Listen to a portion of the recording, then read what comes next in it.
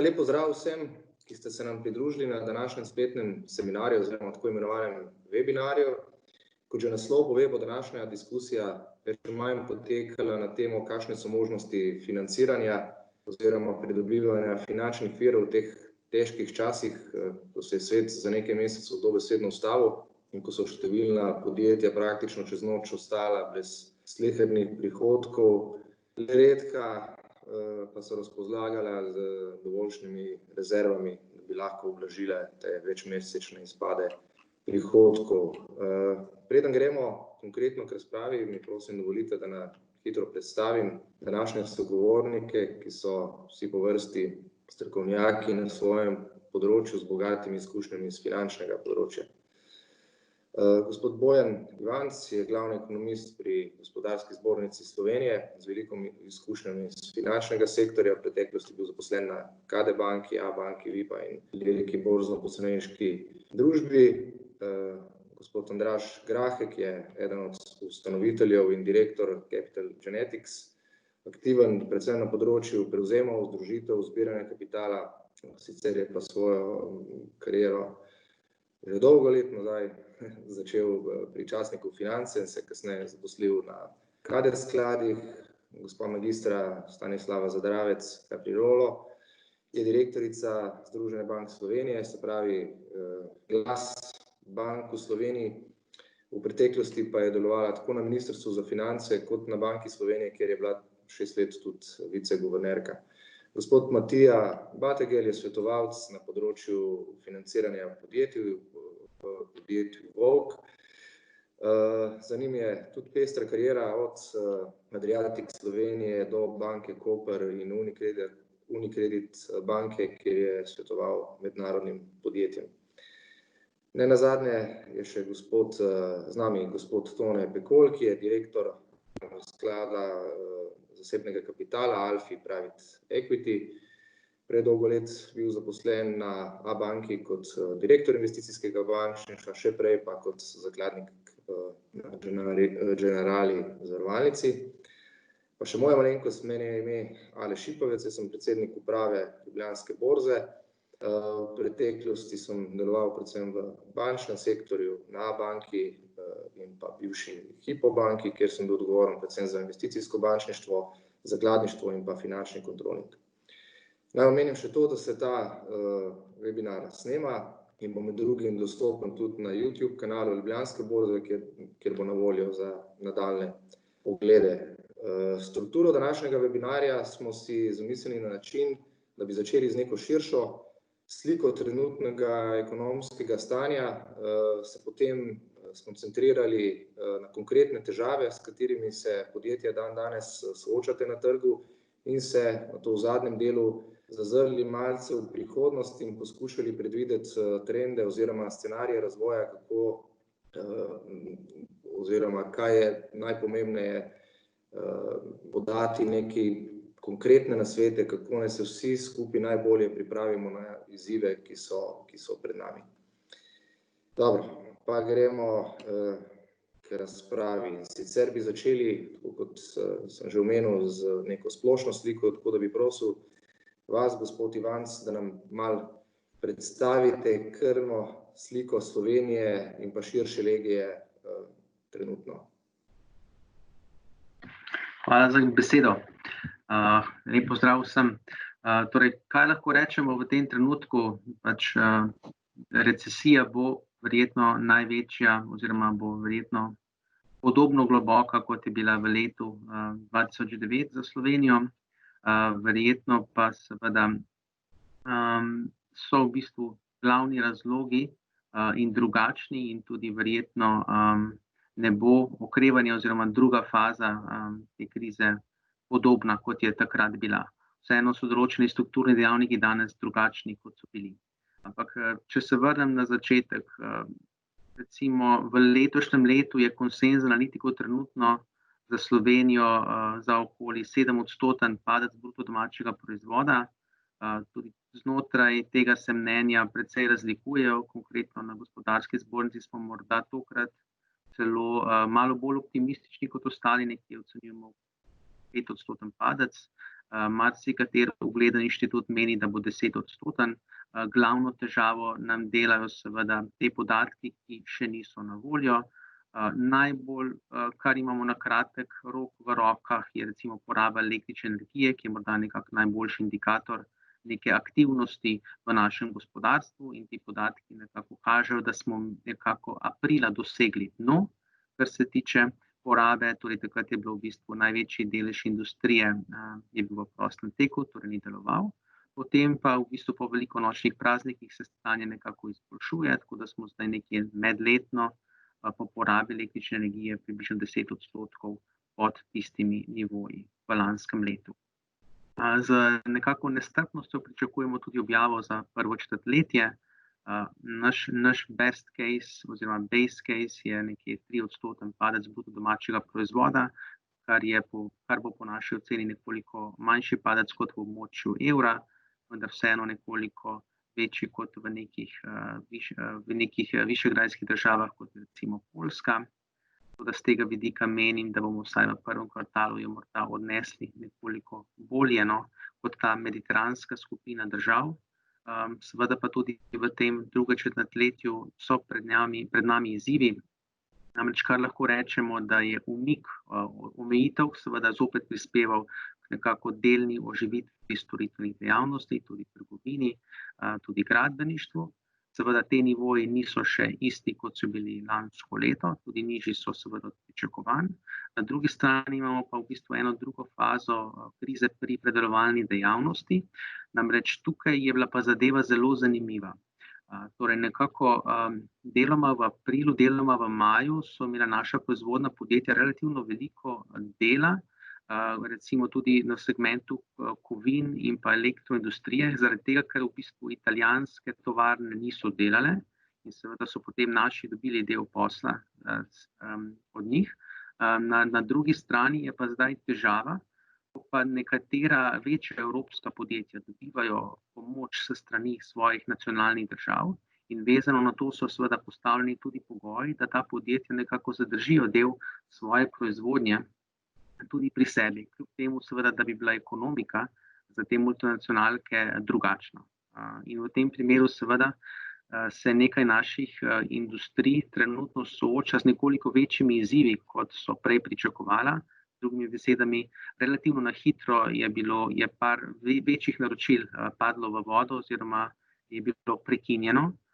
Tukaj v bistvu pač naša podjetja kot neki, kako bi rekel, malo boljši podizvajalci seveda nimajo prav veliko manevrskega prostora, tudi pogodbe, ki so strukturirane, so bile v bistvu že pred samo krizo, nekako so predvidevale, da je neko delo opravljeno nekako z relativno nizko ceno in seveda naročnikom dajo to možnost, da potem si poiščejo tudi druge izvajalce. In tukaj v bistvu se je avtomobilska industrija trenutno znašla pred nekoliko večjim izzivom, kot je mislila, da je recimo še 14 dni nazaj, in dejansko v teh poletnih mesecih bo prisoten izpad, pomeni tudi prežen. Pogledamo celota, bi predvsem rekel transport, turizem, torej tudi del predelovalne dejavnosti bo tisti, ki je seveda trenutno najbolj prizadet. Na drugi strani pa imamo nekaj panog, ki pa v bistvu morda skoraj krize niso začutile ali pa so celo imeli nekaj več posla.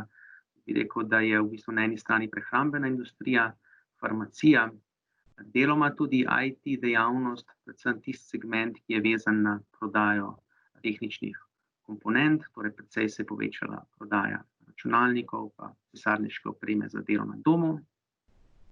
In pa seveda deloma tudi razvoj softvera, prijetno prodaje, torej spletne prodaje, deloma pa tudi v bistvu sodelovanja med zaposlenimi preko novih platform. Torej ta del posla se je povečal, pa jasno tudi v bistvu dostava na domu, številna podjetja, ki se s tem ukvarjajo, ali pa so se prej z drugimi stvarmi ukvarjali, so se nekako preusmerili na ta segment, torej tudi ta segment je v bistvu v teh 2-3 mesecih dobil nekako nek zagon. Ampak suma sumarum še vedno lahko rečemo, da imamo kar velik padec in v naslednjem mesecu, dveh v bistvu ocenjujemo, da se bo likvidnostna situacija nekoliko bolj zaostrila, kot je sedaj.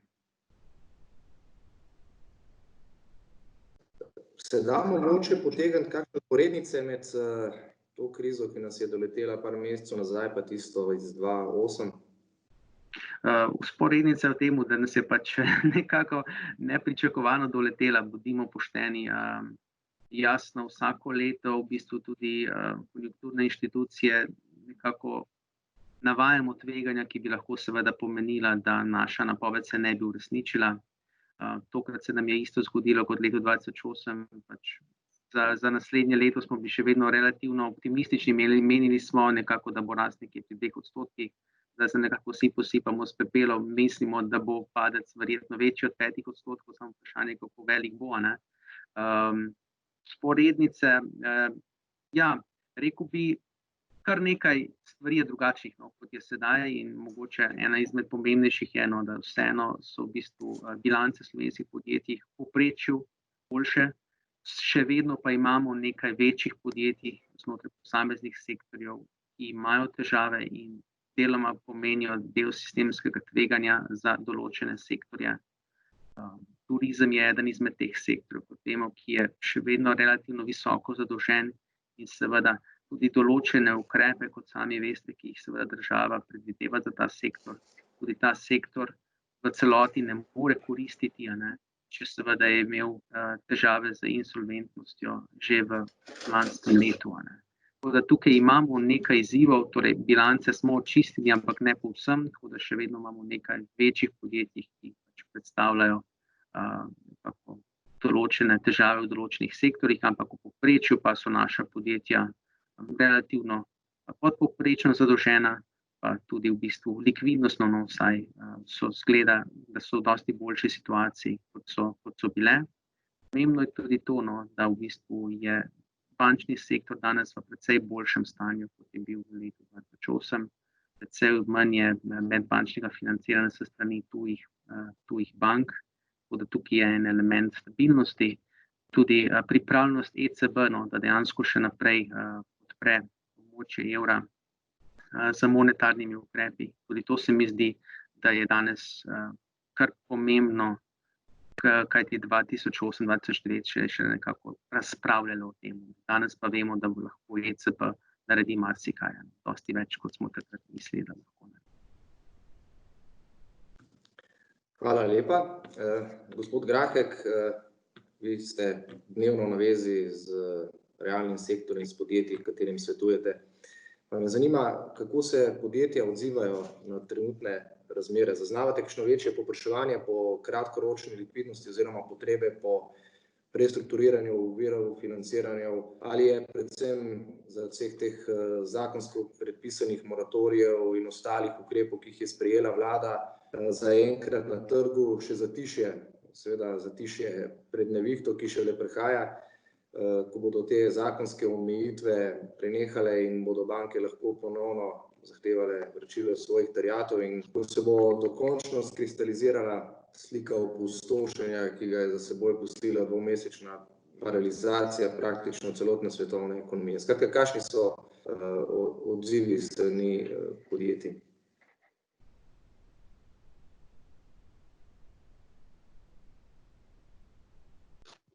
Prosim, vklopite mikrofon.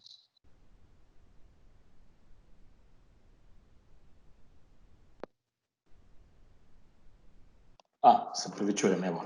Zdaj pa upam, da se slišimo. Lep pozdrav vsem. Ja, približno tako, kot je vsak sam doživljal, rekel, ta lockdown skozi pač pandemijo oziroma epidemijo virusa COVID-12, tako je pač vsako podjetje bilo malo drugače prizadeto, kar se tega tiče. Mislim, da večina se je najprej začela ukvarjati pač z likvidnostjo in tem ima dovolj zagotovljenih likvidnostnih rezerv. To bodisi pomen presežkov ali pa zagotovljenih linij za financiranje obratnega kapitala.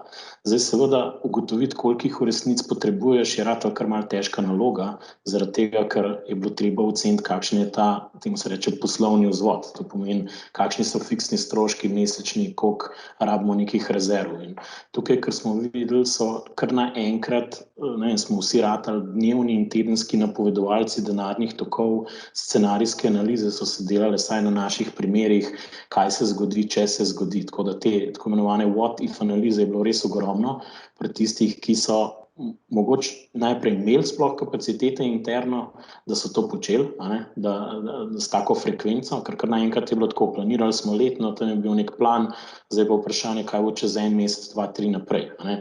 Na drugi strani so bile tudi banke, ki so definitivno popolno stopile na zavoro takrat, ko je izbruhnila ta pandemija in so rekle, dajmo počakati pa da videti, kaj se v resnici dogaja. Pa so pa noter prišli ukrepi. In zdaj imamo eno tako kombinacijo tega, ki je privedla do tega, da sam moratorij je omogočil, da se je pač, dajmo reči, zaščitili ali pa odložili del obveznosti, ki jih imajo družbe, ni pa rešilo vprašanje obratnega kapitala za naslednjih 12 mesecev. Tega so pa podjetja začela reševati na bodisi so imela že dogovorjen dovolj razpoložljivih linij pri bankah in so rekli, mi smo ok, ali pa so začela iskati nove povečanje teh linij ali pa se naslanjala seveda na vse te finančne inštrumente in posojila in poroštva, ki so jih ukrepi zdaj pripeljali. Tako da se mi zdi, da imamo zdaj en velik, ko bi rekel temu, povpraševanje po tem, da se zagotovi predvsem likvidnost podjetja, da se v bistvu stabilizira neka krvna slika, Nekje, potem, ko si to naredil, se sprašuje podjetja, koliko imamo res nujnih investicij, ki jih moramo letos narediti, in imamo linije za to zagotovljene, in tukaj seveda grejo nazaj do svojih ključnih finančnih partnerjev, ki so banke, in se pogovarjajo o tem, koliko bi lahko odobrili. Vidimo, da so že malo pritiski na stroške financiranja, tako da banke so vsem prišle nazaj, so drugače merijo tveganje, kot so ga pred samo krizo. Tako da v bistvu na nek način debate so na dve teme. Koliko rabimo obratnega kapitala, pa kje ga lahko zagotovim, če moja obstoječa banka tega ne more storiti, pa če je seveda zdaj glavna inštitucija SID banka, ki se pojavlja pač v razgovorih, tako da verjamem, da imajo tam, rekel, vsi strokovnjaki zelo veliko povpraševanja in se soočajo z različnimi potrebami. Obstoječe banke so pa zdaj počasi prihajale nazaj, se mi zdi z tem underwritingom kreditov. Jaz osebno mislim, da bo tudi zelo zanimivo spremljati same kreditne politike, ker vemo, da vsak kredit na banki je zavarovan, tukaj je vprašanje zastavljenega premoženja tudi, kako se bo to vrednotilo, kakšni okoličniki zaveze, in to je zdaj dvojno vprašanje. Eno imamo obstoječe kredite in kako bojo ti spoštovani, pa ne pravim zdaj naslednji mesec, 2, ampak pravim 12 mesecev in naprej, to je malo vprašanje tudi solventnosti se bo odprlo v naslednjih 12 mesecih, to je odgovor na to, ali bojo prišla restrukturiranja. Mislim, restrukturiranja se dotikajo vprašanja dolgoročnega obstoja podjetja in njegove solventnosti. Če nihče ne bo šel restrukturirati, če ne verjame, da ima podjetje potencial, da preživi. Likvidnostna vprašanja bojo pa zelo reševane v okviru tega podpornega mehanizma, se mi zdi, ki zdaj obstaja. In tako da mislim, da je moratorij mogoče malo odložil to vprašanje restrukturiran in da se bojo potrebe potem pojavile, ko bo dejansko razvidno, kakšna bodo naročila skozi leto. Praktično vsak mesec se bo po moje ta knjiga naročil gledala. Za nekatere smo opazili, da niti ni bil tak problem zdaj v 2 mesecih, ampak da celo zapirajo proizvodne v recimo tekočem mesecu, zaradi nekih specifičnih mogoče panog, ki čutijo ta aftershock krize in se cela veriga malo ustavlja. Tako da se mi zdi, da bomo tako dejansko spremljali z meseca v mesec, banke bojo ocenjevale, kakšna je moč svojih komitentov, podjetja se bojo pa borila za neke vire. Malo nas je presenetilo, tako kot je gospod Ivanc rekel, ker se mi zdi, da smo imeli malo tak just-in-time financiranje, zmer se je pač tretiralo, da ni problem dobiti likvidnost na bankah, pa mislim, da zelo redka podjetja so imela za kakšen mesec ali 2 likvidnosti nek odpoklic. Dejansko so bila, ne vem, rečemo, za pol meseca likvidnosti pa kakšen revolving, ki nas pokrije za mesec ali pa 2, ki še ni koriščen, ali pa tudi že je. In to ne govorimo o podjetjih, ki so, rekel, slabo stoječa, ampak enostavno je bilo struktura financiranja obratnega kapitala ni bila pripravljena na ta šok, pa na ta zastoj. In zdaj Mislim, da bomo nekako šli korak po koraku. Na eni strani bomo gledali denar pred vzvodom, ne, na drugi strani bomo pa aranžirali financiranje. Tako da v bistvu pravo delo v resnici za to, da bojo podjetja pripravljena za to okolje, da bojo normalno začela delovati, da jo izšla iz krize, kjer med drugim, tako kot ste rekel, gospod Ivanc, se opravičujem, Ipavec, v bistvu, da mislim, da bojo potrebe šele povečevale se v naslednjih mesecih iz večjih razlogov. Prvič, te mere za oprostitev socialnih prispevkov pa raznih drugih ukrepov za čakanje v bistvu potekajo in avtomatično nastajajo večje potrebe. Na drugi strani pa ni nujno, da bojo prihodki večji. Druga stvar pa tudi, če ste ustavili mogoče proizvodno, boste mogli zdaj obratni kapital tudi majčkeno dvigati, zato da boste lahko pripravljeni, da izkoristite in dobavite naročila, ki lahko skokovito skočijo. In zdaj v bistvu to pomeni, da v bistvu ta obratni kapital, ko se bo zaganjalo gospodarstvo, bo v bistvu na začetku nadpovprečen glede na tega, ki ste ga imeli v preteklosti, ko je bilo to utečeno poslovanje. No, in to so te izzivi. Na eni strani lahko potrebe po obratnem kapitalu zelo skokovito rastejo, ker že dobivate naročila, na drugi strani pa že ukrepi za oprostitev prispevkov izginjajo. In kar mi delamo je dejansko, da vsak mesec se gleda in se mapira denarne tokove v bistvu s podjetji in se dela scenarijske analize. Zdaj, to delajo tisti, ki imajo resurse za to. Mnogi so se pa znašli v neki situaciji, ki jim to res veliko glavobola povzroča, ker je to res zelo frustrirajoče, ker ti narediš denarni tok, pa čez 14 dni pa čez nekaj drugega in se sprašuje, zakaj to sploh počnem.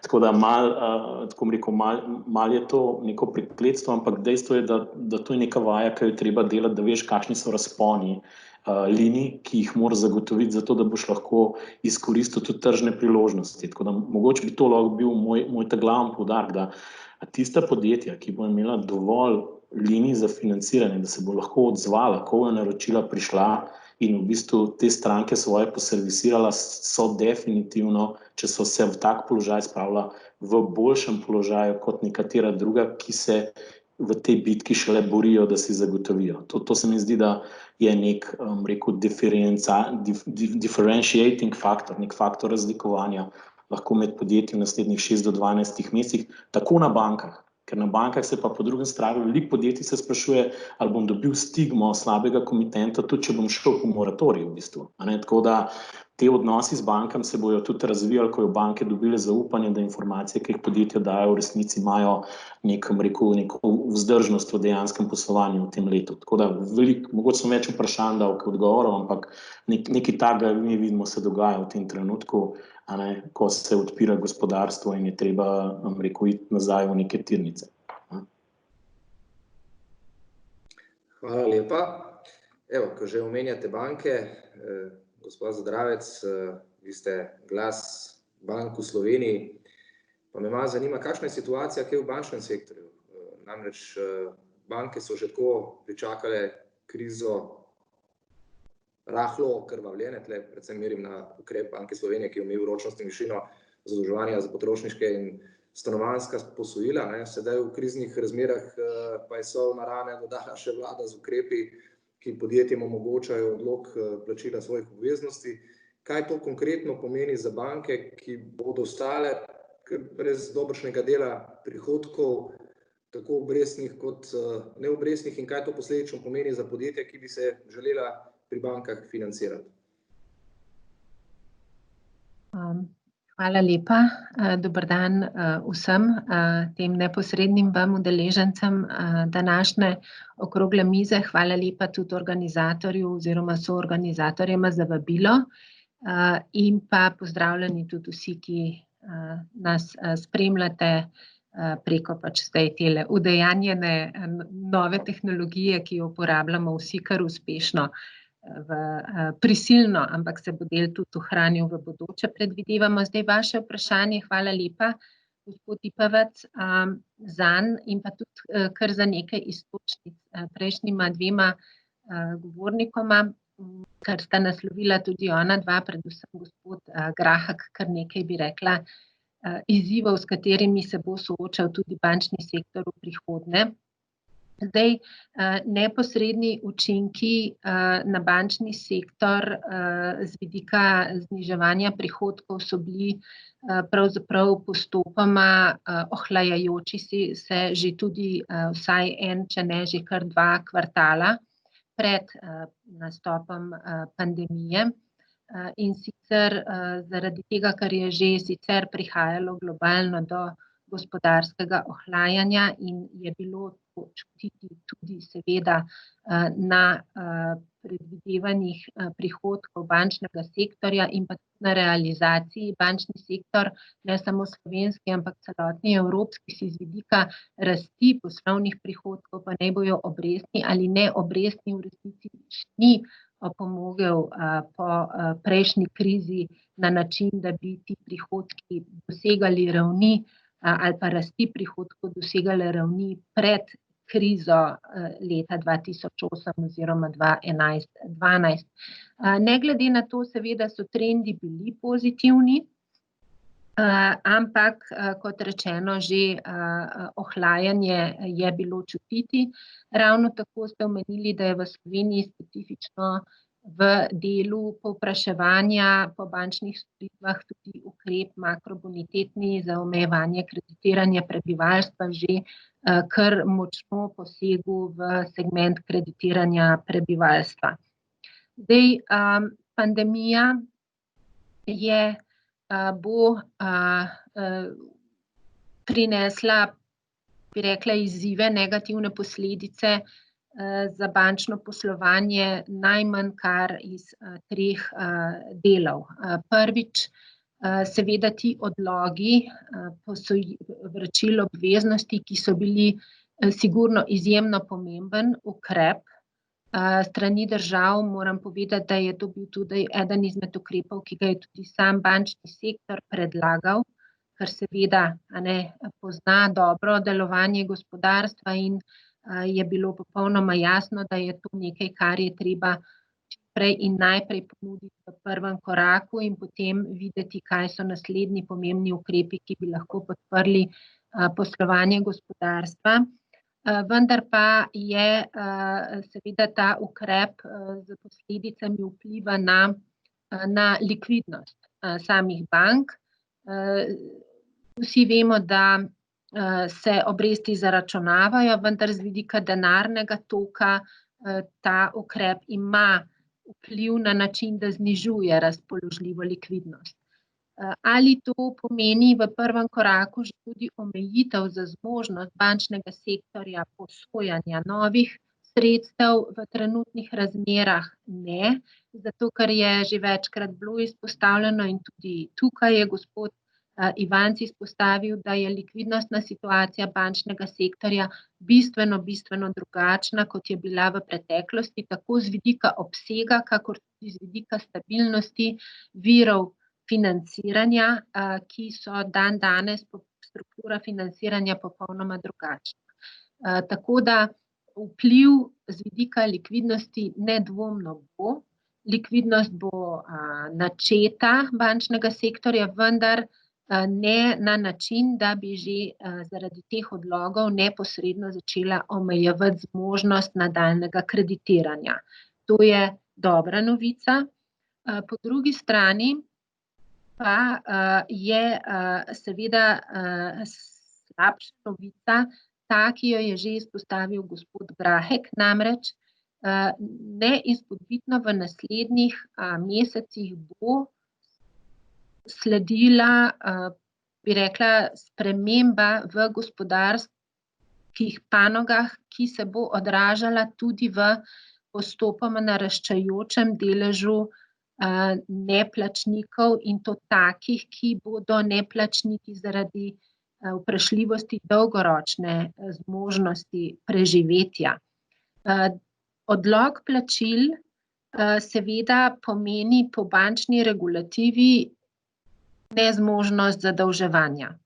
Zato je pri ukrepu odloga plačil izjemno pomembno vlogo tokrat odigral Evropski regulatorni institucionalni del, ki je hkrati z tem odlogom, ki so ga sprejemale ali države ali pa tudi banke same, bančni sektorji sami, ker mi imamo kar nekaj primerov držav, kjer so bančni sektorji sami sprejeli to vrstne izhodišča in tudi slovenski bančni sektor je bil pripravljen na tak način postopati, tudi če zakona ne bi bilo, ampak seveda temelječ na dejstvu, da je evropski regulator zrahljal pravila vrednotenja kreditnega tveganja v takem primeru.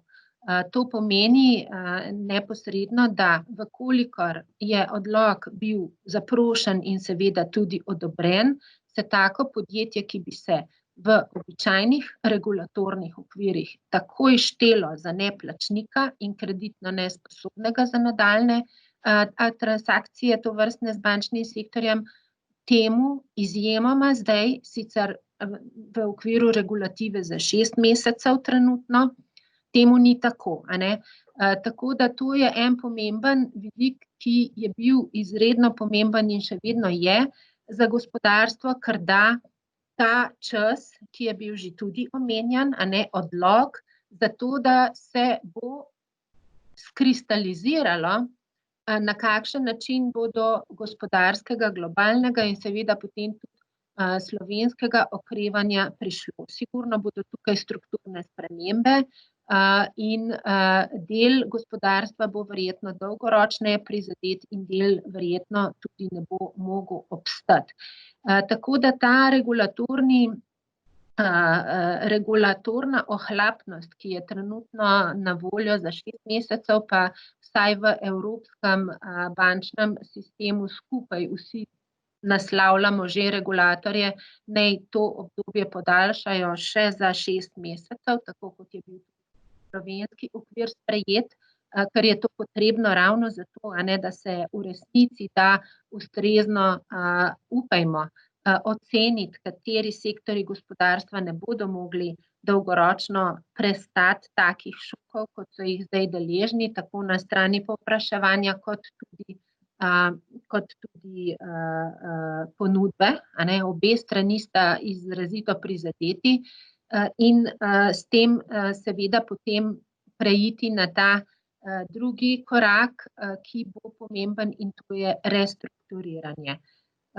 Sigurno je to element, z katerim se ta hip še ne ukvarjamo, morda neposredno veliko, vendar se je treba nanj pripraviti.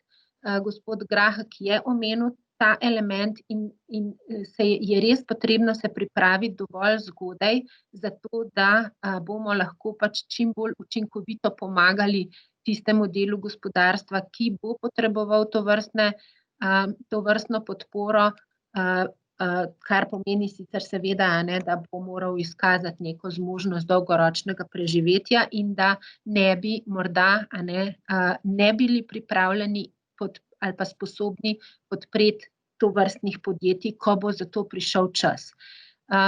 Zdaj, z vidika učinkov na bilance, to seveda pomeni bank, a ne, da ta del pa že pomeni pravzaprav ne samo najedanje likvidnosti, ampak tudi kapitala.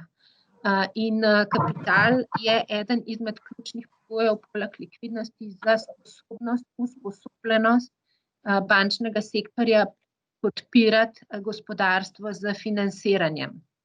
Zdaj, v tem delu pa je izrazito pomemben ta drugi paket ukrepov, ki so bili sprejeti tako v Sloveniji kot tudi v drugih državah in pa tudi na evropski ravni, in to je paket, ki določa, pač omogoča državam podpreti gospodarstvo z poroštvi za financiranje. Ta poroštva so tako pomembna ravno zato, ker pripomorejo, vkolikor so oblikovana na tak način, da izpolnjujejo tovrstne regulatorne zahteve, pripomorejo k temu, da se ohranja kapital bank na ravni, ki zagotavlja potem zmožnost financiranja gospodarstva. In tukaj je ravno tako okvir evropskih regulativ ponudil zelo hitro v tokratni krizi možnost, državam, da take ukrepe sprejmejo v okviru pač spremenjenih pravil državnih pomoči podjetjem. Tako da je pač to poroštvo eden izmed instrumentov, ki je v resnici namenjen temu, da se ohranja boniteta podjetij in seveda s tem potem v naslednjem koraku oziroma posredno tudi zmožnost bank za financiranje le-teh. Zdaj pri nas je ta drugi instrument, zdaj prvi instrument je zaživel, je udejanjen v praksi, banke so podatki Banke Slovenije, ki spremlja stanje oziroma izvrševanje prvega zakona o odlogih plačil, so dokaj jasni in tudi z vidika informacij bank, pa predvidevam, da tudi iz gospodarstva, upam, da lahko kdo od sogovornikov to potrdi, so podjetja in fizične osebe tudi, ki so zaprosila za odlog, izpolnjevala tistih nekaj zakonskih pogojev, seveda tudi odlog vsa dobila. Ne glede na to, da poroštvo, ki je ga država za te odloge tudi ponudila, ni izvedljivo še v praksi, a ne. In to potrjuje tisto mojo prejšnjo navedbo, da so banke ob tem regulatornem odpustku, ki je bil dan, a ne, absolutno takoj izvedle tovrstno podporo in bi jo tudi brez zakonskega okvira v Republiki Sloveniji. Nova likvidnost je pa seveda nekaj, kar je pa postaja zelo pereč problem v naslednjim mesecem, 2-3. Zato je izjemno pomembno, no, da bi v resnici z operacionalizacijo tega drugega paketa ukrepov, ki dajo podporo financiranju, prišli do te operacionalizacije čim prej. Zdaj ne vem, če imam v tem uvodnem delu še časa nasloviti tiste ključne elemente, ki so prepreka za operacionalizacijo tega drugega ukrepa poroštva v višini 2 milijard, ampak tukaj je kar nekaj pomembnih elementov, ki ne omogočajo sprovesti tovrstnega poroštva v prakso in bo res, ocenjujemo v bančnem sektorju, da se res zelo mudi nasloviti dokončno ta vprašanja, ker namreč trenutno banke ne poročajo o tem, da bi se pojavljalo neko zelo presežno povpraševanje po novih likvidnostnih kreditih. Nekaj tega povpraševanja je, nekaj ga banke lahko tudi še podprejo, vendar v okviru pač običajnih regulatornih parametrov, medtem ko je večina recimo tovrstnih potreb trenutno lahko, posebej za mikro in mala podjetja, pa morda tudi še za kakšno srednje, zagotovljena preko drugih instrumentov, recimo instrumentov SID banke, ki je bila že omenjena, ki ima tukaj na voljo kar nekaj novih možnosti financiranja, ravno tako podjetniškega sklada, ki tudi nudi zdaj, bi rekla, dopolnjeno, spremenjeno shemo ali neposrednih financiranj ali garancij za zadolževanja pri poslovnih bankah, vendar se bodo ta sredstva zdaj počasi izsušila, a ne, predvsem pri podjetniškem skladu.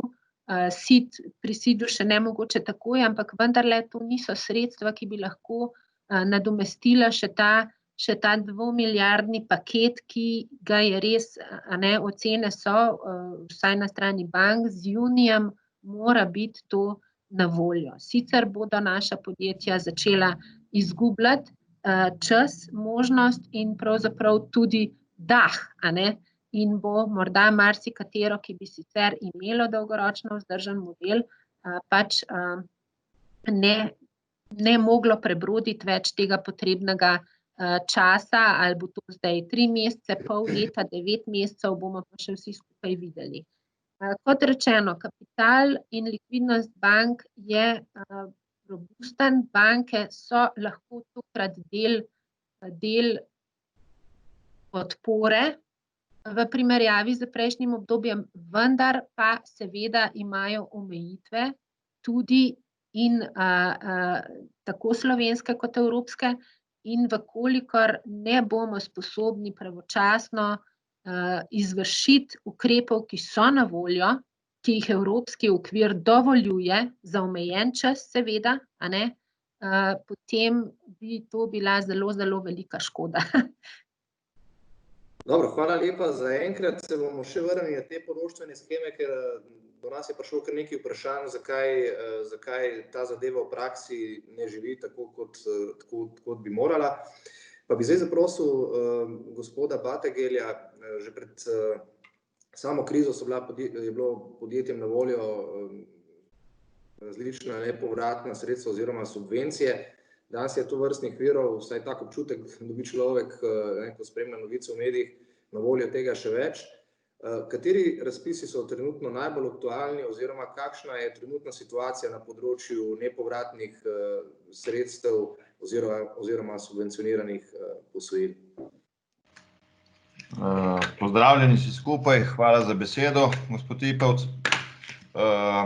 Zdaj, kot ste omenili in tudi gospa Caprirolo, glede na to, da te poroštvene sheme še ne delujejo tako, kot se pričakuje, je bilo tudi že omenjeno, da so drugi instrumenti, ki so trenutno še aktualni, sredstva so še na voljo, seveda se izsušujejo, ampak lahko omenim podjetniški sklad, regionalni razvojni sklad, SID banko s svojimi linijami, jaz sem pa seveda določena linije tudi nepovratnih sredstev, ker so podjetja kljub krizi in posledicam koronavirusa še izvajajo določene ukrepe, ki jih določeni razpisi za nepovratna sredstva omogočajo in s tem tudi nekako skušajo dvigniti svojo konkurenčnost in oziroma tudi povečevati dodano vrednost svojih produktov.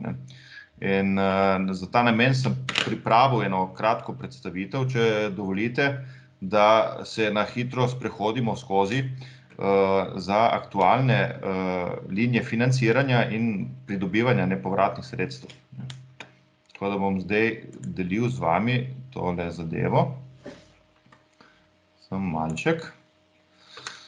Torej, prihajam z podjetja Volk, kjer se pretežno izključno ukvarjamo z podporo podjetjem pri pridobivanju nepovratnih sredstev in pa pač nekako ugodnejših virov financiranj, za katerimi pač stojijo razni instrumenti, ki omogočajo bodisi ugodnejše pogoje financiranja, pa tudi določeno del zavarovanja, ki se želi pri deljevanju financiranj, pač tukaj nastopijo določene garancijske sheme. In če se dotaknemo najprej linij financiranja, lahko omenim tle Slovenski podjetniški sklad, Slovenski regionalni razvojni sklad, SID banko, komercialne banke, ki so pač tle nujno so sodelujoče, se tudi kakšna leasing pogodba še sklene. Aktualne so tudi odkupi terjatev glede na to, da se pač plačilni roki podaljšujejo. Zelo v kratkem bo pa potrebno marsikateri kredit tudi reprogramirati oziroma iskati optimalno strukturo financiranja. Zdaj, če se dotaknem podjetniškega sklada, naj omenim tle mikrokredite oziroma mikroposojila, ki so na voljo, sicer to je linija P7R, ki je na voljo trenutno le posebnim podjetjem, ki prihajajo iz problemskih območij oziroma obmejnih problemskih območij. Značilnost je ta, da je to precej ugodno posojilo z fiksno obrestno mero 1,1%. Lahko se kandidira do 50.000 evrov financiranja s 5-letno odplačilno dobo. V celi državi je na voljo linija P1+, To je v bistvu garancija sklada za bančne kredite, subvencije obrestne mere. Tle so na voljo krediti z obrestno mero 0,5% s pribitkom 0,5% do 1%. Obstajajo 4 različne linije, A1, A2, A3 in C19. C19 je prav tista linija, ki je namenjena prav pokrivanju potreb po likvidnih sredstev, ki so nastale zaradi posledic koronavirusa. So pa te ostale linije namenjene tako za obratna, kot tudi za investicije, ker nekatera podjetja, saj začete investicije še zmeraj, vidim, da nameravajo speljati do konca. Potem imamo, prej sem omenil že SID banko, torej in njene linije. Seveda je trenutno najbolj aktualna linija neposredno financiranje podjetij v času izbruha COVID-19. Takoj zatem je linija Turizem 1, skozi katero se nudi podporo vsem podjetjem, ki se ukvarjajo s turizmom in z gostinstvom.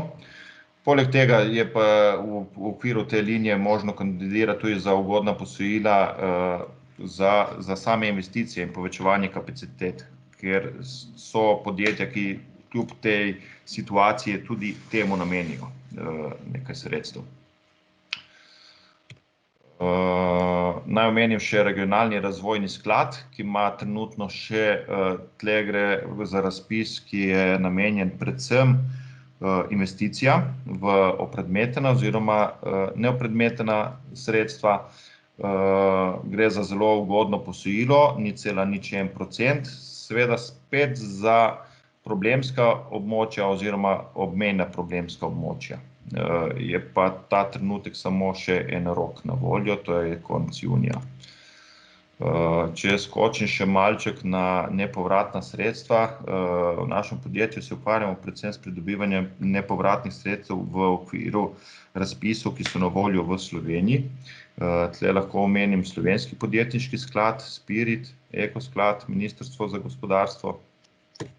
Imamo pa naslednje razpise, ki so aktualni za celotno Slovenijo. Torej, to so finančne spodbude za naložbe v ukrepe trajnostne mobilnosti v podjetjih. Imamo finančne spodbude za nove naložbe v učinkovito rabo in obnovljive vire energije.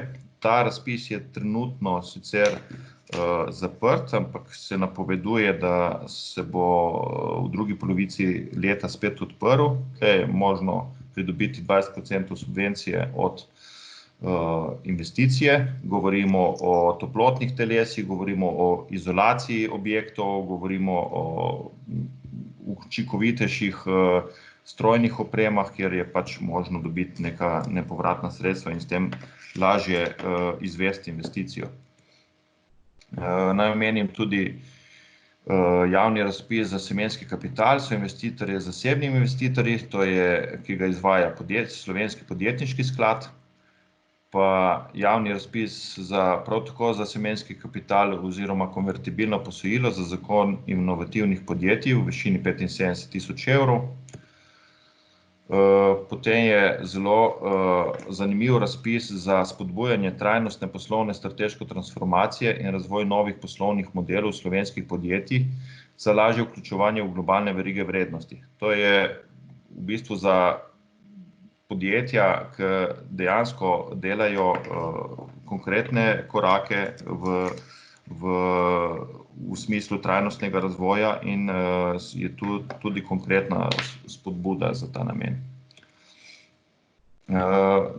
Tukaj pa še seznam ostalih aktualnih razpisov, katerih malček so manj informacije o njih, zato ker so, dajmo reči, mogoče malo manj sredstev namenijo oziroma so določeni le namenjeni le vzhodni kohezijski regiji. So pa vsekakor zelo aktualni, ker gre za razpise iz področja digitalizacije, iz področja e-poslovanja in dviga kibernetske varnosti in tako naprej. Zdaj,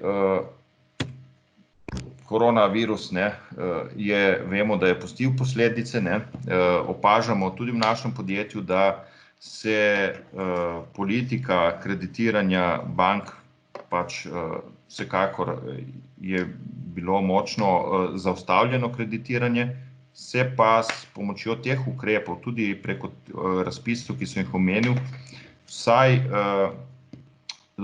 vsaka banka v skladu s svojo lastno politiko pač lažje odloči, ali bo podprla dodatno financiranje ali pa ne. Za kratko še naše kontakte, če bo želel kdo kakšno pomoč pri prijavi na kakšne od teh razpisov, pa se tudi priporočam in se zahvaljujem za besedo. Najlepša hvala. Zelo izčrpno. Ki odmevam. Se slišimo? Ja. Zdaj bi šli še na zadnjega našega sogovornika, gospoda Pekolja. Vi ste, kot že rečeno, na začetku partner in pa direktor sklada Alfi Private Equity.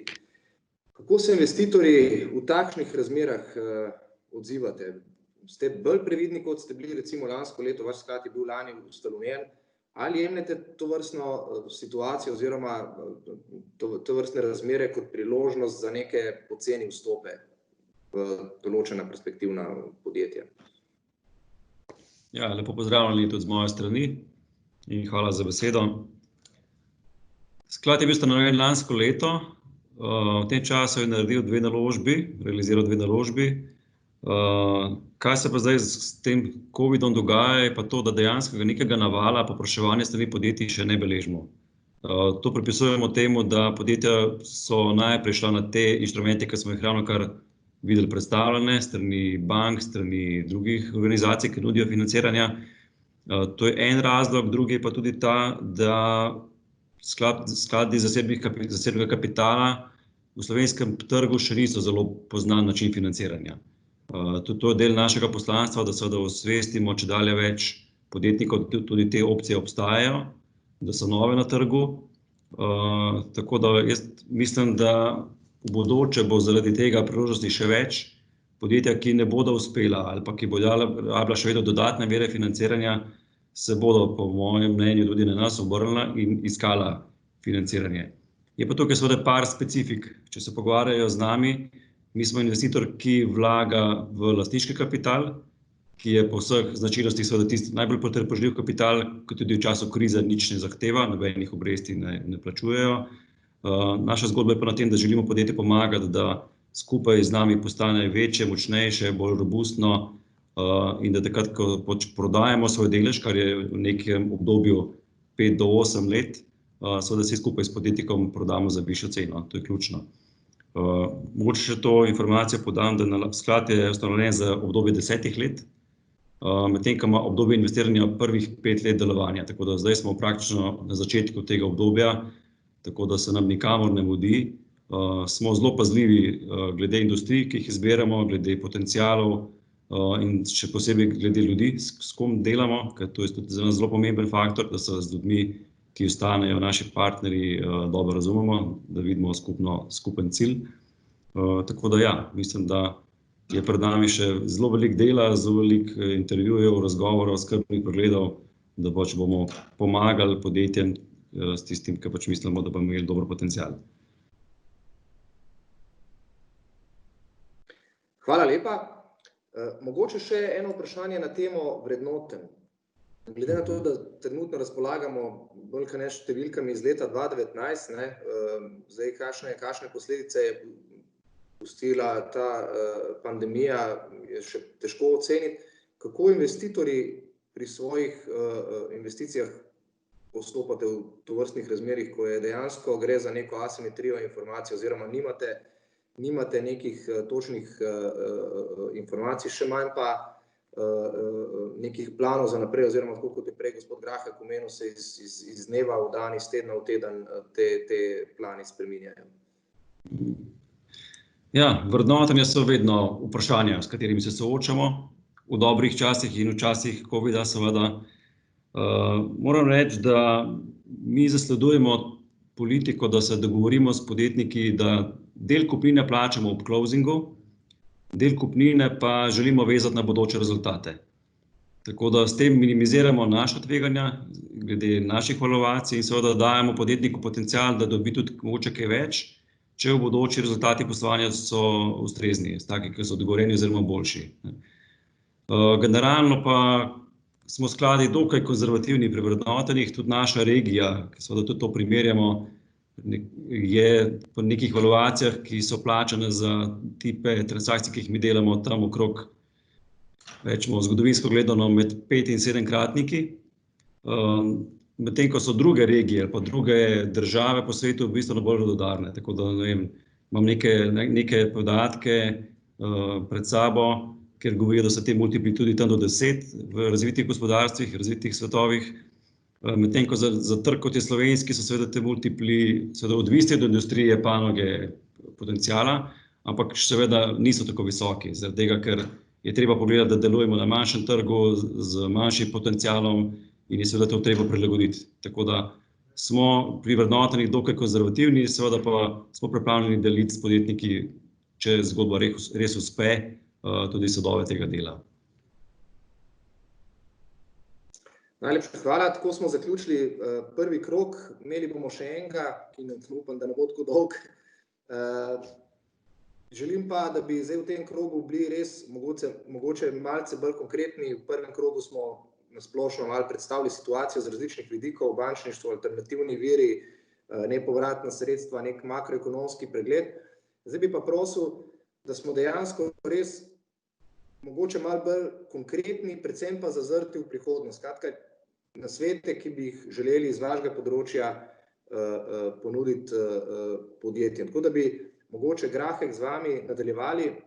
Omenili ste rezerve, ki jih je bilo v preteklosti v večini podjetij relativno malo. Skratka, dvomesečni izpad prihodkov se je kar poznal bomo rekli, kar temu večini podjetij. Vsi so živeli oziroma smo živeli v prepričanju, da je dostop do virov relativno enostaven in potem se zgodi, kar se zgodi in se zadeva obrne na glavo. Kaj bi svetovali podjetjem oziroma kaj bi se morali naučiti iz pravkar povedanega za, se pravi, zdaj obdobje, ko ta kriza še traja oziroma to kratkoročno obdobje po krizi in pa za prihodnje, da bomo v recimo nekih podobnih situacijah bolje pripravljeni? Ja, jaz mislim, da intimno po moje vsak podjetnik ali pa direktor sam pri sebi ve, kaj se je naučil z te krize. Definitivno, po mojem mnenju, je tukaj ena beseda, ki je ključno obvladovanje tveganj. Zdaj operativnih, finančnih, razumeti bolj. Ne smemo tega podcenjevati. Do sedaj, ta kriza je imela izjemno, simetričen učinek ali pa je posegla v vse panoge na nek način. Ne da je na enak način, ampak povsod je bil prisoten nek učinek. Pa imela je izjemen učinek na končno potrošnjo.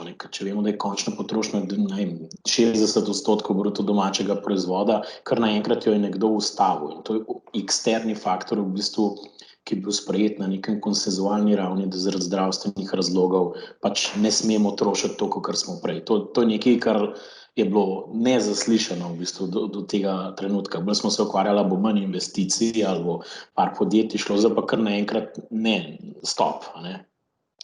Zdaj, prvo vprašanje, ki se ga mora vsak zastaviti, a je bil to zdaj komet, ki je prišel mimo v času našega življenja in ga ne bo, 5000 let, ali pa v bistvu se to lahko dogaja tudi v prihodnosti in kako moramo biti na to pripravljeni.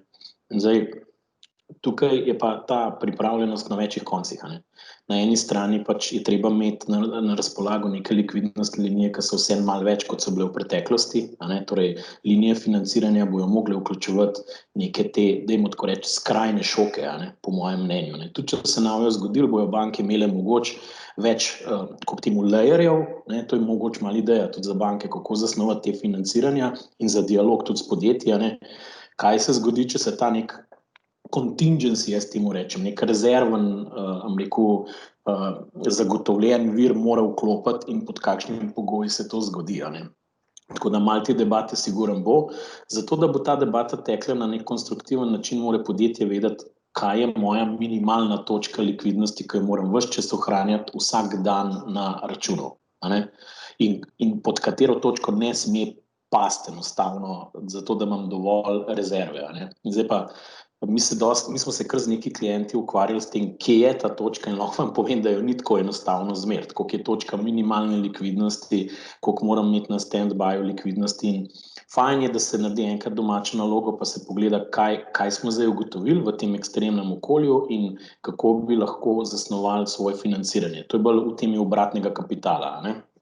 Druga stvar, verjetno, ki se veliko ukvarjajo ljudje, so neka operativna tveganja. Zdaj, ali so moje nabavne verige ok, ali niso, jih moram bolj distribuirati, ali ne vem, so moje operacije smiselne, da so vse koncentrirane na eni točki ali ne. Ne vem, odločene igre gre tako daleč, da se ugotavlja, da je več delovnih mest, mogoče, ker ljudje se niti niso vozili v pisarno, pa bi mogoče več pisarn imeli po državi, mogoče kaj pozitivnega ratalo od tega tudi v tem smislu, ampak operacije, ne, tudi tiste, ki so service companies, ki so se ugotovile pač, da moraš biti pripravljen na to, da tečejo nemoteno, a ne. Tako da to je druga stvar.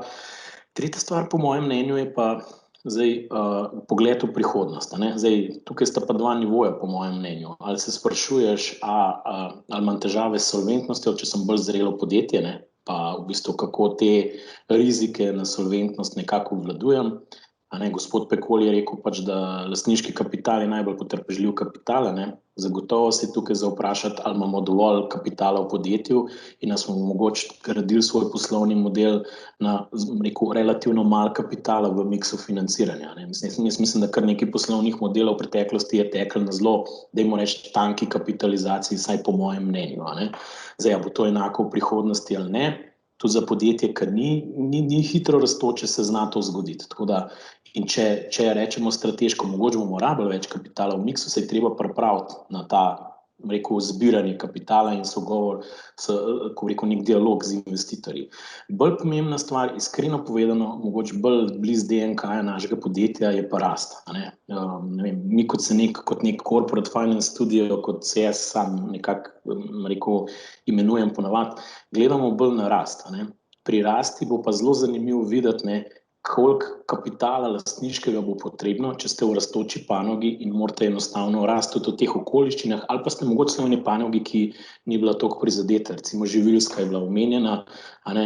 Tukaj se je pojavilo veliko vprašanj o tem, kje so te verige živilske, a rabimo več samooskrbe in tovrstnih stvari, recimo, a ne. Tako da se mi zdi, da to je pa tretja stvar, ker imam jaz neko upanje za prihodnost, da bomo tudi znotraj Slovenije z skladi, kot jih imajo KF ali pa še en sklad, ki nastajajo Generalija, ali pa tudi drugimi, ki prihajajo, lahko zagotavljali predvsem kapital za rast v tem podjetjem, da se ne bomo toliko naslanjali na te pričakovanja nepovratnih virov, pa nekih subvencioniranih virov, pa banke, da v bistvu pri podpiranju samih podjetnikov, ampak da se ta miks malo bolj uravnoteži, ker to nam bo tudi na dolgi rok omogočalo, da bo nek kapitalski trg nastal, ki bo podpiral to rast, ne samo mogoče, rekel, spremembo lastništva, ki je bila bolj, rekel, glavna tema, ali pa odpravo družbene lastnine, ne vem, zadnjih 2 dekad, ne. Tako da tukaj bi pa, mislim, da se bodo tukaj tudi razlikovali podjetniki neke nove generacije, ki bodo bodisi adresirali vprašanje nasledstev ali pa same rasti, a ne. Tako da lekcija je tukaj, dajte se vprašati eno stvar, kje ste v točki v času danes in kaj strateško hočete doseči. Ker lahko se vam zgodi, da boste stabilizirali podjetje, pa ga boste bodisi hoteli prodati, ne, ker pač, ne vem, se počasi približujete času upokojitve, in takrat na tisti točki, če se vam ena korona kriza zgodi, bo kar težava to izvesti, ne. Tako da moramo se navaditi na, rekel, svet, kjer je več tveganj, ki jih je treba obvladovati, in moj nasvet je, dajte vseeno razmišljati več scenarijsko, tudi glede virov kapitala, se v bistvu pripravljajte na neke procese, ki jih želite narediti tudi več let vnaprej, ker v bistvu to vam bo omogočilo bolj nemoteno in hitrejšo izvedbo, a ne.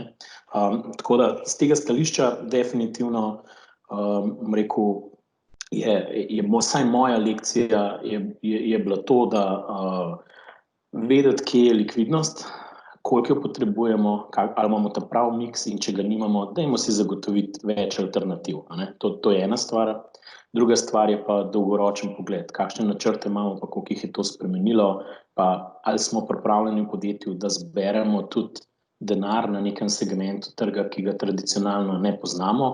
Zdaj tudi, če se izkaže, da je ta vir predrag, po mojem mnenju ga je fino spoznati in ga, ko bi temu rekel, neko ceno dati na to našo abstraktno dojemanje tega, kakšen je ta vir.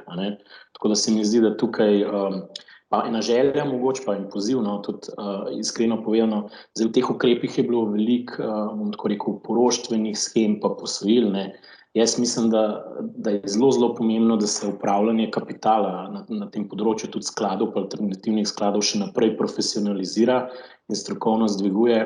In z tega stališča definitivno je zaželeno, da imamo več tudi razpisov za upravljalce, ki bodo pač ustrezno videni kot dovolj strokovni in dobri, fit and proper, bi jaz temu rekel, in bojo lahko tudi ta nov kapitalski trg podpirali v prihodnost. Zdaj 2 sklada imamo, upam, da jih bo še več, bojo imeli še večji obseg in bojo lahko resnično tudi pomagali predvsem tistim rastočim podjetjem, ki so za banke včasih zelo težavna, zato ker nimajo toliko tega oprijemljivega premoženja, ampak je bolj v abstraktnosti idej. Tako da tukaj jaz dostikrat vidim mismečno ali pa neko naravno neujemanje, bi skoraj rekel, ker ne moramo od bank pričakovati, da bojo gradili na abstraktni ideji podjetnika, če pa v bistvu imajo zadaj močno regulacijo, ki jim njihove kapitalske potrebe narekuje. Tako da to se mi zdi, da tukaj bi pričakoval več dialoga in če se da, če vsi lahko več naredimo, je to super, v bistvu vsi tukaj, ki smo tudi za to omizjem in tudi vsi prisotni. Najlepša hvala. Zelo dobro povedano. Vsi se strinjamo, da v Sloveniji sploh smo poznani po tem, da se več ali manj financira podjetja izključno preko bank. Tukaj je bil večkrat omenjen ta capital mix, pa tanka kapitalizacija, pa tako dalje. Mogoče, gospod Grahek, samo na kratko za podjetja, ki niso toliko vešča kapitalskega trga in dejansko tudi zaradi tega nepoznavanja se enostavno odpravljajo samo do bank po kredite oziroma do podjetij, kot je Volk in tako dalje, po razna nepovratna sredstva, subvencije. Kapitalski trg je pa za njih dosti velika enigma in ne poznajo. Mogoče v parih stavkih, kako se sploh lotiti nekih alternativnih virov, nekih dokapitalizacij, kako pristopiti, kdo so te akterji, kje se ta sredstva lahko na kapitalskem trgu dobijo? Ja, v bistvu bom probal res biti kratek. Zdaj, se pravim, jaz mislim, da prvi naslov za podjetja, ki nekako iščejo, dajmo reči, od 2 milijona, pa mogoče 10 milijonov kapitala ali pa tam nekje ta razpon, sta tukaj na voljo 2 domorodna sklada, jaz jim tako rečem, ki sta nastala, na srečo imamo danes enega predstavnika tukaj z nami, Alfi Private Equity, gospoda Pekolja, in drug sklad je pa pač General Investments. Do teh 2 skladov je definitivno dobro iti in se pogovoriti. Tako, kot jih jaz poznam, imata tudi majčkeno drugačne poglede, kjer naložbe so za njih optimalne, pa kakšne so strukture. In tako bom rekel, to je dobro, ker se komplementarno lahko marsikaj pokrije in adresira različne situacije. To je zdaj pač en vir, seveda se je pa treba zavedati, da praviloma sta oba sklada usmerjena bolj v rast. Imata neko komponento rasti, to je bil razpis, ki je prišel od IAF-a skupaj s SID banko, je bil zagnan in je pač slovenski program rasti praktično. In tako se imenuje. Zdaj, seveda zraven so tudi neki drugi investitorji, ki zmeraj iščejo neke svoje priložnosti in so pripravljeni podpreti podjetja. Zdaj, če ste podjetje, ki je malo manjše, seveda se neizogibno srečate s podjetniškim skladom in pač tudi temi razpisi, ki so bili tukaj navedeni. Zdaj, program je tukaj za soinvestiranje, tako za angeli oziroma finančnimi investitorji ali pa za podjetji. Jaz bi si tukaj vsem želel še malo več, pa da bo v Sloveniji, pa bom zdaj malo kritičen, mogoče tako, ko so na Hrvaškem uspeli postaviti en sklad za tvegan kapital, ki ima 40 milijonov evrov, z istimi partnerji praktično, kot v Sloveniji po vsebini, bi mogoče tukaj bilo fino, da se poleg samega sklada, ki je izjemno veliko naredil na tem inkubacijskem nivoju za startupe, tukaj da še en tim noter, ki bo na isti način kot te dva growth equity sklada podpiral te podjetja, potem, ko začnejo tudi že malo prihodkov ustvarjati, pa rabijo malo bolj konkretno investicijo. No. Tako da danes je tu prepuščeno bolj mogoče kakšnim korporacem, ki jih mi vidimo tudi včasih podpiramo za investiranje v tem rečemo mala podjetja, no. Ali pa v bistvu kakšnim angelom. Ne. Zdaj, tukaj rišemo nekako zgodbo kapitalskega trga, kjer smo vstopili na segment podjetij, ki hitro rastejo, ampak bojo v prihodnosti srednje velika ali pa velika podjetja. In to je zame izjemno pomembno vprašanje, ker če bo malo podjetje raslo 10 ali pa 20% na leto in bo to slovensko podjetje, domicilno v Sloveniji, bomo sedež tukaj, če smo ustvarjali 10 podjetij, ki so s tem kapitalom resno zrasla, gradimo prihodno hrbtenico nekega potencialnega BDP-ja. Tako da to mi je izjemno pomembno, no, iskreno povedano, tako da obrnite pač če ste že v tej ligi, no, nekih malih in srednjih podjetij, sta te dva sklada definitivno, jaz spodbujam vse, da grejo v nek dialog in predstavijo svoje ideje, tako Alfi Private Equity kot na Generali Investments, ker samo tako se ugotovili, ali lahko najdejo skupen jezik. Ne? In zdaj, tukaj smo vsi v bistvu neki evangelisti in pomagamo pri tem, da pravi ljudje najdejo prave ljudi in ideje. Ne? Tako da to bi bil moj nasvet. Za vse tiste, ki so pa malo večji, mogoče pa iščejo več kapitala, je pa dejstvo, da obstajajo še zmeraj skladi zasebnega kapitala, ki so masovno podpirani strani evropskih inštitucij, ki tudi imajo na radarju Slovenijo in bi pogledali kakšno podjetje. Tam se pa že pojavljajo različne strategije, tam so pa že bolj prevzemi, odkupi z vzvodom, tudi growth equity, so skladi, ki tudi mogoče zdaj že direktna financiranja delajo na malo večjem obsegu, ki se malo spogledujejo s Slovenijo. To pa že govorimo o srednje velikih podjetjih, ki imajo kosmati denarni tok, rečemo blizu 10 milijonov evrov. Tam so pa verjetno bolj neki večji načrti, večje potrebe po kapitalu, mogoče, če rastete, je tukaj lahko širitev kapacitet ali pa mogoče kakšen prevzem, kakšne tarče, ki ste se dolg časa prizadevali, pa pač se je zdaj slučajno začela malo vrata odpirati za kaj takega. Tako da tukaj enostavno treba narediti za vsak primer nek skrben pregled investitorjev, nek seznam. Jaz sem zelo fan, v bistvu temu rečem precision gun approacha, da se v bistvu nekako ciljno usmeriš proti parim investitorjem, ki bi najbolj primerni, ne pa pošiljanja pošte po celem svetu, ker včasih ljudje delajo napake, ampak to je pa za večje podjetja, bi rekel, tukaj nekako pot naprej. Je pa mogoče pomemben, skozi ta dialog boste odkrili, kakšna je dejansko cena kapitala, ker v bistvu, če gledamo dolžniške pa subvencionirane inštrumente, so te že ad hoc naprej definirani v obliki razpisa ali pa neke razmeroma predvidljive politike kreditiranja, ki je odvisna pol malo od vaše bonitete.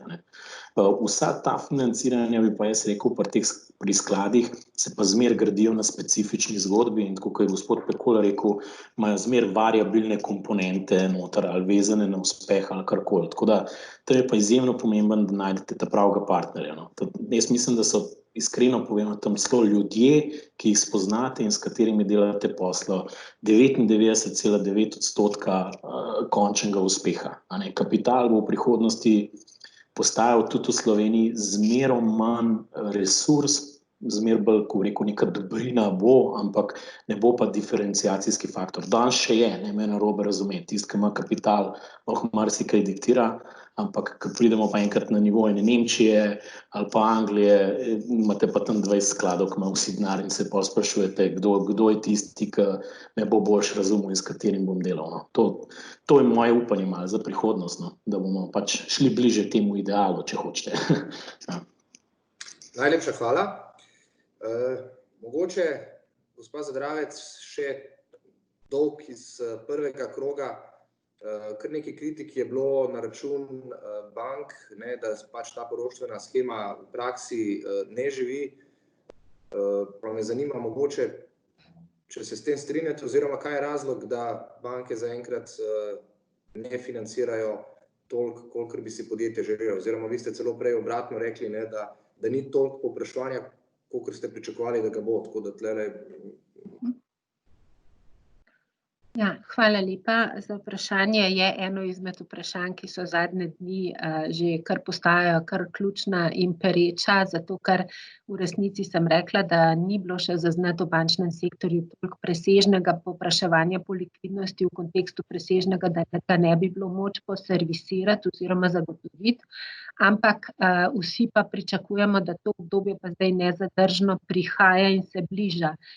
Preden odgovorim na to vaše vprašanje, mi dovolite samo še, če lahko dodam 2 stavka k temu vprašanju, ki je bilo naslovljeno prej na gospoda Grahka, in sicer, da neizpodbitno je bolj bi rekla, manj financiranje, ali pa model financiranja rasti podjetij ali katerekoli dejavnosti gospodarstva, ki bi bila manj odvisna samo od bančnega, torej dolžniškega financiranja in več od dostopnosti raznih kapitalskih instrumentov, je sigurno nekaj, kar je nujno za nadaljnjo, bi rekla, krepitev gospodarstva in v Sloveniji in v Evropi, ampak seveda traja nekaj časa, je pa vedno možnost tudi take situacije, kot je ta sedanja, izkoristiti. In Slovenija je vsaj z vidika razpoložljivih virov tudi notranje dosti dobro opremljena, zato ker mi imamo trenutno tudi v bančnem sistemu presežkov depozitnih več kot kadarkoli v zgodovini, pravzaprav tudi, če gledamo zgodovinske bilance bank še pred osamosvojitvijo ali pa še pred drugo svetovno vojno v končni fazi. Tako da to je nekaj, kar je nujno podpreti, bo pomagalo tudi, bo pripomoglo tudi k lažjemu sofinanciranju potem dolžniških virov strani bank, kolikor bojo možnosti krepitve kapitala podjetjem tudi bolj na voljo, kot so jim danes, ali pa da se bodo podjetja tega bolj posluževala. Želela sem izpostaviti tukaj dodatno še SID banko, ker SID banka pa ima že tudi sedaj, je bila sicer omenjena prej v kombinaciji z enim skladom, ampak SID banka je specifična banka in ima na voljo tudi instrumente, ki v različnih oblikah naslavljajo kapitalske potrebe, tudi start-upov, vendar seveda, kolikor so izvozno orientirana, in je tudi imela kar nekaj takih zanimivih projektov, od katerih so nekateri uspeli, nekateri pa tudi ne, ampak tako pač je v gospodarstvu, da se vsega tudi ne da predvideti.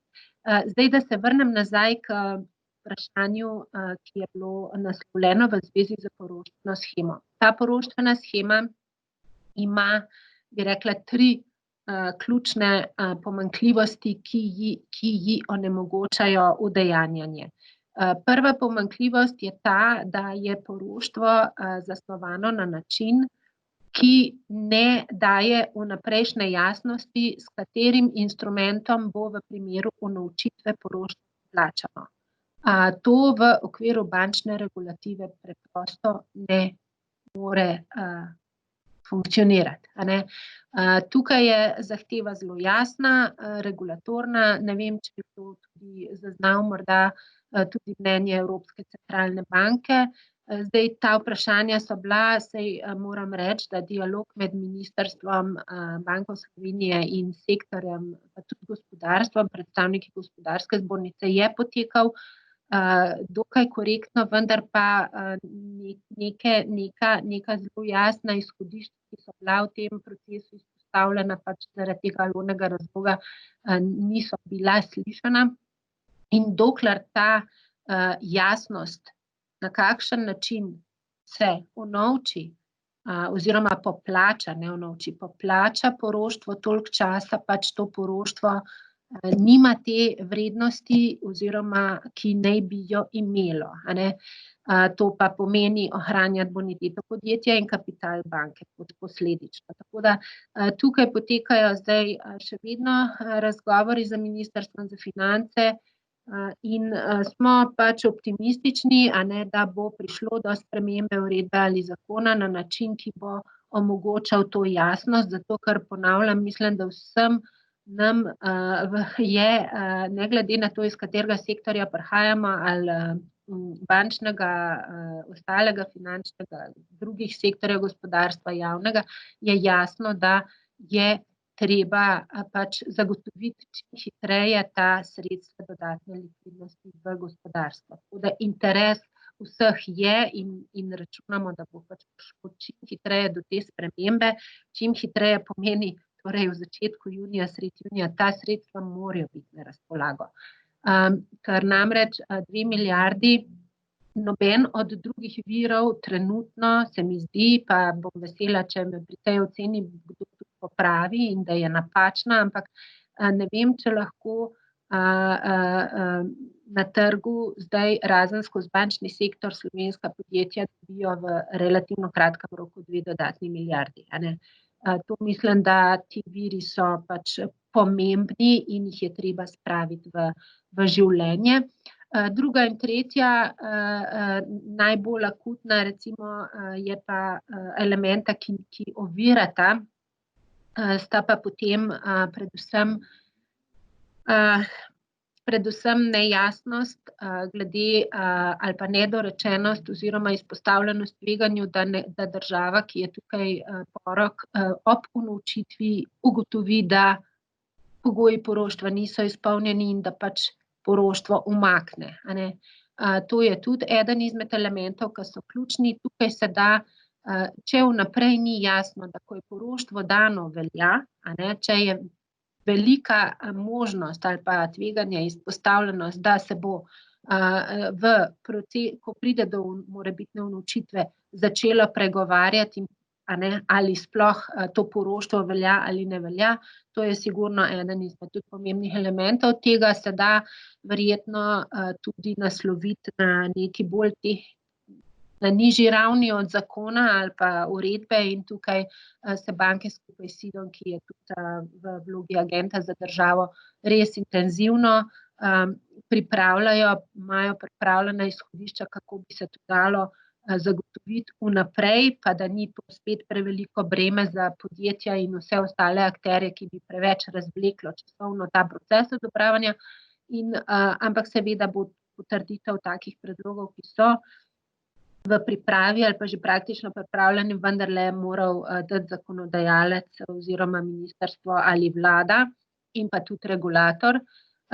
In tretje je pa vprašanje povezano tudi z raznimi sicer morda na videz bolj tehničnimi zadevami, kot so sorazmernost ob unovčitvah in kup takih vprašanj, ki pa jih je tudi potrebno razrešiti, ker preprosto je regulativa bančnega sektorja tako podrobna in tako zahtevna in množična in kompleksna, da je treba veliko vprašanj imeti pojasnjenih vnaprej, da ne prihaja potem do komplikacij kasneje. In kolikor ne bodo pojasnjena, seveda banke potem in tudi potrjena strani predvsem nadzornika in pa tudi zakonodajalca banke preprosto imajo preveliko tveganje, da bi se tega instrumenta posluževali, ker ne vejo, kako bo nadzornik ta instrument potem pravzaprav sploh tretiral in kako naj ga one same vrednotijo.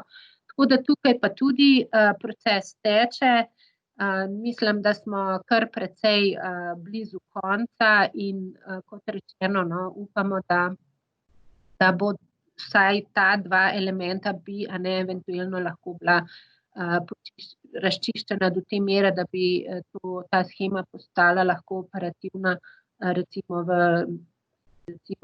roku 14 dni, ampak ta ključni element, ki sem ga pa na začetku omenila, bo pa moral biti izpolnjen. To je, da bo vnaprej neizpodbitno jasno, ali je poroštvo plačano v denarju. V primeru unovčitve. Najlepša hvala za to razlago. Jaz mislim, da tukaj pride zelo prav ta pregovor, da čas je denar, tako da upam, da bo to res čim prej operativno.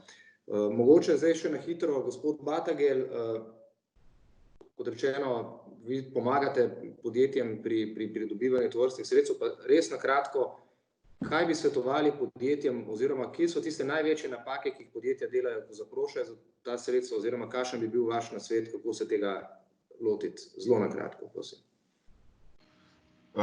Na kratko, vsekakor mora, če gre za prošnjo za posojilo, mora biti podjetje tudi na to pripravljeno. Torej, vedeti mora, kakšen znesek želi, kakšen znesek potrebuje. Seveda v teh nejasnih časih je težko vedeti, ker planiraš eno, čez 2 tedna je nekaj drugega. Ampak vsekakor je dobro iti na banko z neko jasno sliko, kaj se želi imeti, ne.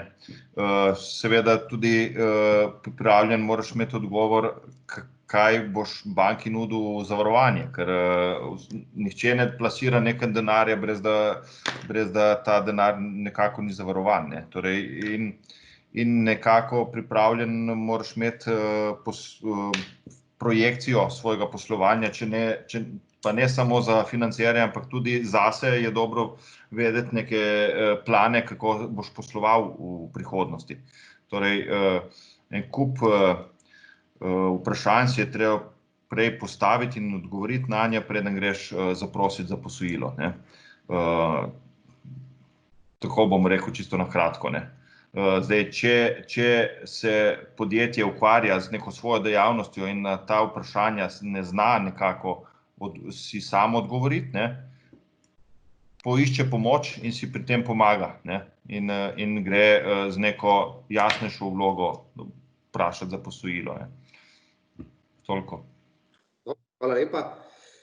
Gospod Pekol, mogoče še z vaše strani nasvet, danes ste v vlogi investitorja, kaj bi svetovali podjetjem, ki se vendarle na koncu odločijo, ne, da spustijo v svoje lastništvo neke zunanje investitorje, sploh v teh časih, kakršni smo danes, kaj bi vi mogoče svetovali tukaj podjetjem, ki si tovrstnega posla želijo?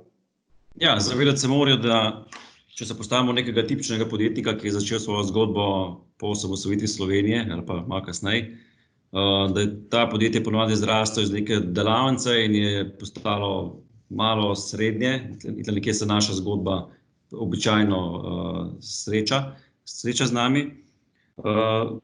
Če pridemo mi zraven, pomeni, da bomo želeli nekaj dodati k tem corporate governance. Vsekakor, da želimo, da je podjetje odvisno od enega človeka ali pa od dveh.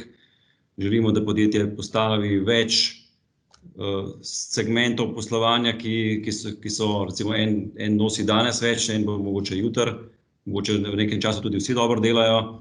Tako da želimo podjetje stabilizirati, da je bolj robustno, bolj pripravljeno na bodoče izzive. Tudi tako, kot je danes, ko je pred nami korona, ne. Tako da vsekakor moramo se tudi zavedati, da pride en del več poročanja. Mi smo tam vsekakor tudi, predvsem kot finančni investitor, ki zahteva določene podatke in te podatke se nam dostavlja na mesečnem nivoju. Kar se pa tudi izkazalo že v naših caseih, da je to dobro, ne. S tem, kot je bilo že prej malo povedano, da podjetje je prav, da ve, kakšen cilj ima. Če je cilj zapisan, ga bistveno lažje sledimo, ker drugače je cilj premakljiva tarča, ki je lahko vsak dan malo drugačna.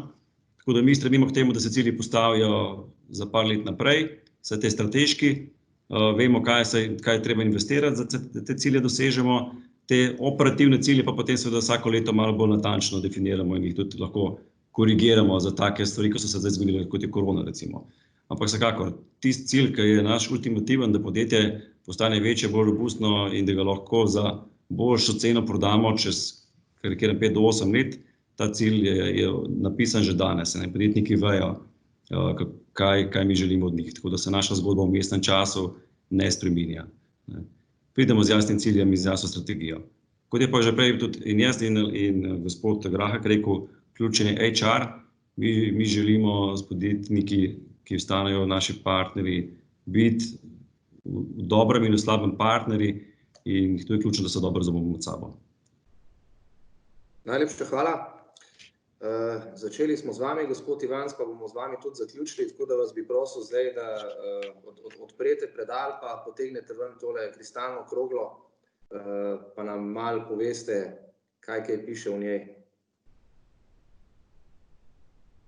Ja, hvala za to čas, da lahko nekako vsebinsko zaključim ta naš webinar. Torej, jaz bi rekel, da te pogoji za omilitev nelikvidnosti so nekako pomagali k stabilizaciji, da ni situacija še hujša. Na drugi strani pa, kot vidimo, Zavod za zaposlovanje dnevno objavlja število brezposelnih, zdaj trenutno pri 90 000, Dobra novica je, da se je v zadnjih 10 dneh priliv v brezposelnost nekako začel stabilizirati, oziroma nekako številka je podobna. Vseeno pa pričakujemo, da bo do konca leta število brezposelnih naraslo nekje na okoli 100 tisoč. Anketna brezposelnost vseeno ne bo tako povečala kot registrirana. Če pa pogledamo mogoče leto kasneje, naslednje leto, kaj nas čaka, bi rekel, da vkolikor ne bo likvidnostna situacija res precej bolj otežena, torej pod predpostavko, da nova poroštvena shema za nova posojila postane funkcionalna, v tem primeru menim, da bi se tudi naše gospodarstvo naslednjem letu lahko uspešno odbilo. To je povsem logično, drugi kvartal bo letos v bistvu year on year -15 in normalno naslednje leto seveda ne bo takšnih počitnic, kot smo jih imeli zdaj v drugem kvartalu. Seveda že to samo po sebi pomeni, da lahko v naslednjem letu nekako objektivno računamo na okoli 3 do 5% gospodarsko rast. To seveda ni nič posebnega. Če pogledamo sicer krivuljo rasti za pred krizo, lahko takoj rečemo, da nam je kriza nekako odpihnila na kratek rok okoli 5 do 7% bruto domačega proizvoda, torej to je tista rast, ki ne bo prisotna, je nekako zamujena v tem obdobju. Na drugi strani pa seveda imamo tudi gospodinjstva, ki so v tem obdobju nekako povečala svoje prihranke in izziv seveda za našega policy makerja, pa seveda tudi za celotno evroobmočje je, kako v bistvu te prihranke, ki so jih ljudje deloma tudi neprostovoljno ustvarili v tem obdobju, kako jih lahko dovolj hitro zopet angažirajo.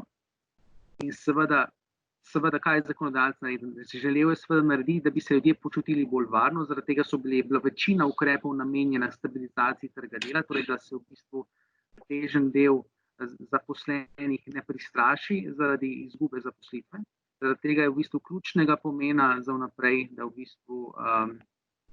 se v bistvu te številke pri brezposelnosti bistveno ne povečuje, da se v bistvu končno tudi potrošniški sentiment nekako stabilizira, da se tista prodaja vozil, ki ni bila mogoča v mesecih marec, april, pojavi v naslednjih mesecih. Nekatere države, kot vidite, so določene sheme za nakup novih vozil že podprle, nekatere jih še bodo, tako da tudi te ukrepi nekako pozitivno delujejo na naš izvoz. Na drugi strani pa je izziv seveda za samo Slovenijo tudi v tem smislu, da so torej te države uvedle te sheme podpore tudi pod pogojem seveda, da njihova podjetja, matična podjetja zadržijo pri sebi en del aktivnosti, ki bi drugače potekal pri nas. Tako da naša podjetja se zaradi tega soočajo z določenimi izzivi. Izzivi so morda tudi na nekaterih področjih, ki jih mogoče na prvo oko ne vidimo. Morate vedeti, da padci emerging valut, recimo kot turške lire, je kar velik izziv za našo tekstilno industrijo. Lira je padla za 12% od razglasa epidemije COVID, kar pomeni v bistvu kar pritisk na ta del naše industrije. Tako da dejansko je situacija precej različna in trenutno seveda je predvsem transport pa turizem tisti, kjer je največ neznank. Seveda pa, če se vrnem na prvo vprašanje, kristalna krogla, naš osnovni scenarij ne predvideva ponovitve oziroma uvedbe omejevalnih ukrepov v takšnem obsegu, kot so bili dani, vkolikor bi prišlo do ponovne rasti števila okuženih, verjamemo, da bi bili te ukrepi bolj usmerjeni, bolj targetirani, hkrati pa preprosto to je predrago, da bi dejansko lahko si še enkrat privoščili, da bi v takšnem obsegu to reševali. Tako da jaz mislim, da se tudi policy makerji v celem svetu so se na osnovi tega nekaj naučili, da v bistvu seveda ta zaustavitev ima neko ceno, in ki jo seveda bomo žal pač plačevali z povečanim javnim dolgom. Torej v letošnjem letu, kot veste, pričakujemo primanjkljaj nekje 8%, za primerjavo v ZDA okoli 14-15%. Tako da dejansko smo zopet v tem obdobju, ko nekako država rešuje gospodarstvo in seveda je potem veliko vprašanje, kakšni oziroma kako bodo strukturirani izhodna strategija držav v naslednjem letu. Torej, kako hitro se bomo na nivoju območja evra pogovarjali o tem, da je zopet nekako potrebno javne finance spraviti v red in seveda na kakšen način bomo to zasledovali. Tako da to je v bistvu tudi potem kar velik izziv, ne. Tako da s tem nekako bi zaključil, torej v naslednjem letu vseeno pričakujemo neko pozitivno nadpovprečno rast, ki je seveda posledica tega, da smo imeli pač velik padec v drugem kvartalu deloma v prvem. To je pač naš osnovni scenarij. Najlepša hvala. Predlagam, da kar zaključimo, glede na to, da smo slišali neke pozitivne tone na koncu. Še enkrat bi se rad zahvalil vsem sogovornikom, partnerjev v Gospodarski zbornici Slovenije in pa seveda vsem, ki ste prisluhnili temu današnjemu webinarju. Upam, da smo z današnjo razpravo odgovorili vsaj na nekatera vprašanja, mogoče dali tudi kakšne razmisleke marsikomu izmed vas, ne, in upam, da bomo tudi s pomočjo teh informacij, ki smo jih danes vsi skupaj slišali, lažje planirali naše aktivnosti v prihodnje in se uspešneje spopadali z izzivi, ki so pred nami. Kot sem že uvodoma omenil, bo možno ta današnji posnetek dobiti tudi na YouTubeu Ljubljanske borze, verjetno tudi kje drugje, kjer bodo pod opisom samega videoposnetka tudi vsi kontakti današnjih sogovornikov, tako da če so ostala kakšna nerešena vprašanja ali karkoli, ali pa če bi radi neke dodatne informacije, jih lahko kontaktirate na te kontakte. Tako da hvala lepa tudi z moje strani in upam, da se kmalu kaj slišimo. Vse dobro in nasvidenje.